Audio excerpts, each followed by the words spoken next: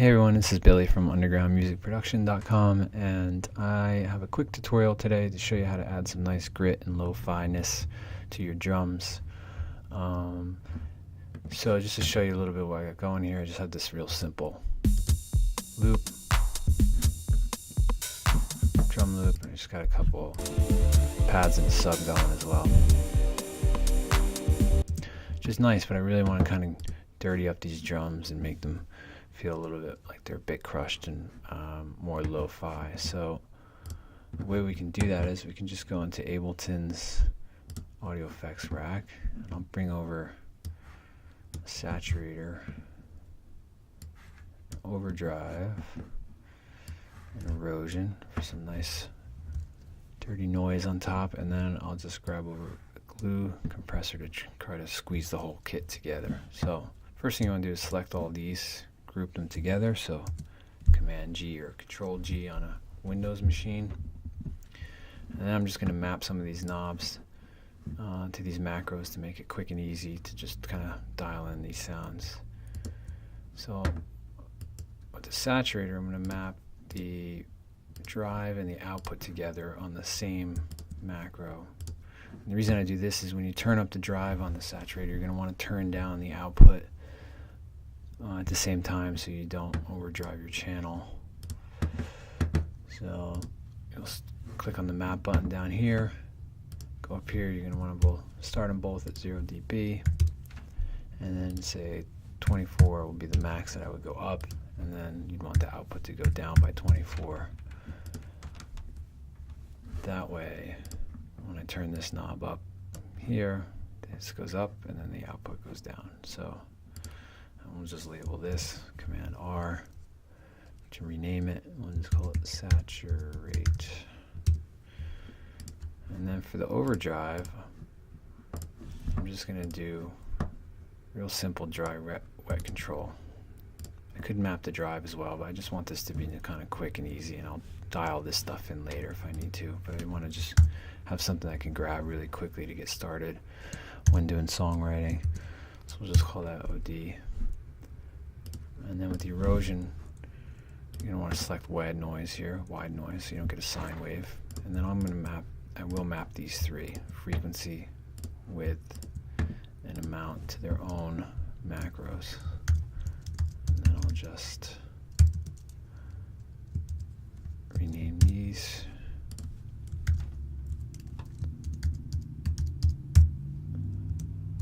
And then lastly, the amount.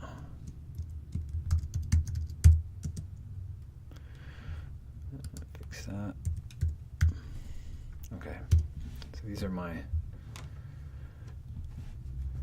3 different noise making machines here, and I like to color these as well, different colors, just so I know what I'm messing with. If I come back here and I'm like, wait, which one is which?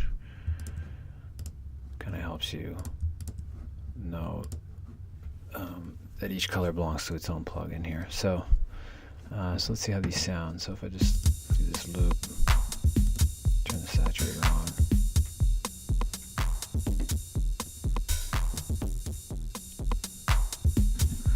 on, and I like to kind of go through these different algorithms here for the distortion.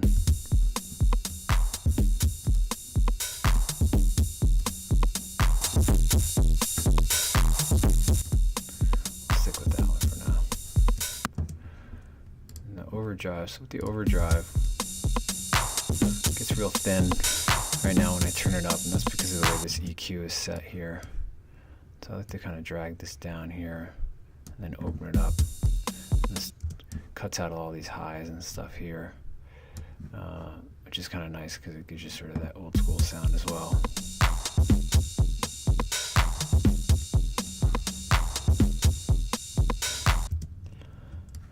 Lastly, with the erosion, just adds a bit of noise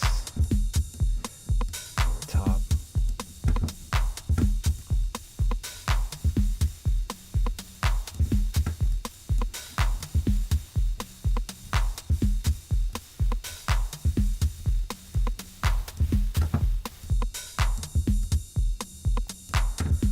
So let's just kind of dial these in.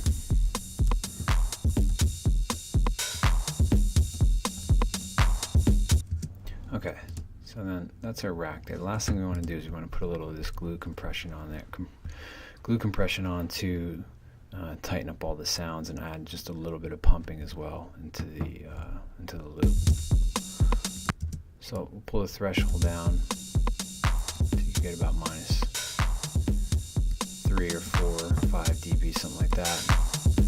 Add it up to make up, turn it back up. And then I like to just play around with the attack and release until you kind of feel it pumping a little bit. It's really a very subtle effect, but you can just kind of, try to use your feelings to, or use the feeling, I guess, I don't know, to make it feel right.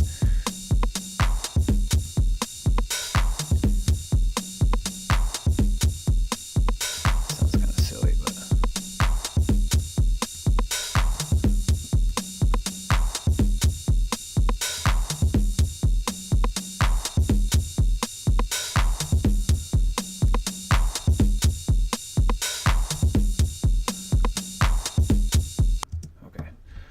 so we'll leave it like that for now. And then last thing, obviously, just save this.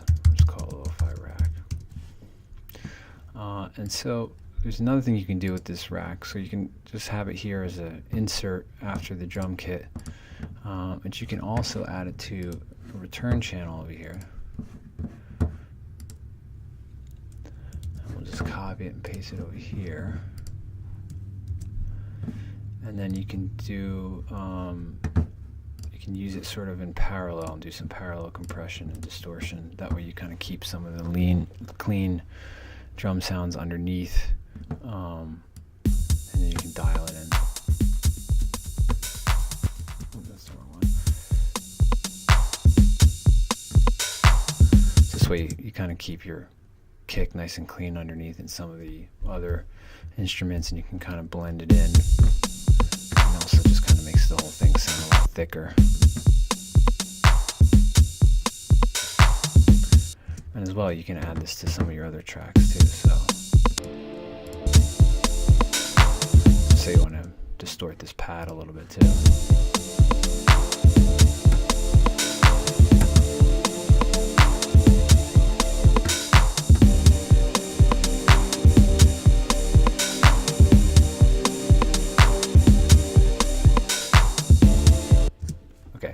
So that's it. That's just a quick, easy way to get some nice lo-fi grit and dirt onto your tracks, to get that sort of lo-fi house sound that you hear a lot these days, especially on vinyl and stuff. So just wanted to share that with you guys and hope this helps, and see you for the next